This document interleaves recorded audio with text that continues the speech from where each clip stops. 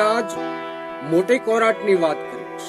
આઈની કોરાટ આઈના કાયદામાં કદાચ પૈસા હોય, લાગવક હોય તો માણસ બચી જાય, પણ આપણે હાઈ કોરાટ થી મોટી કોરાટ, મન પણ ન્યા નો પૂગે ઈ કોરાટની વાત કરીશ કે ભગવાન પરમાત્મા અને પરમેશ્વરી પહેલી નોટિસ આપણને આપે છે. કઈ આપે છે? વાળ ધોળા થાય કે હવે તારો સમય પૂરો થવાની તૈયારી છે અને કાંઈક ભગવાનનું રટણ કરી લે, તો આપણે કાળા કરાવી છે વાળ.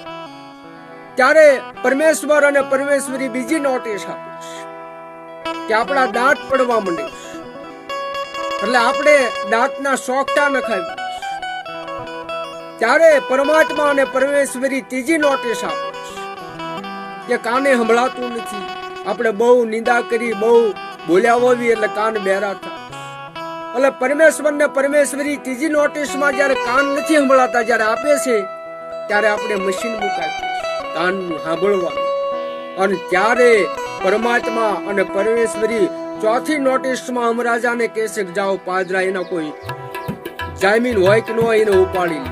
એટલે ચોથી નોટિસે આપણને ઉપાડી લે અને આપણાથી કાંઈ થતું નથી.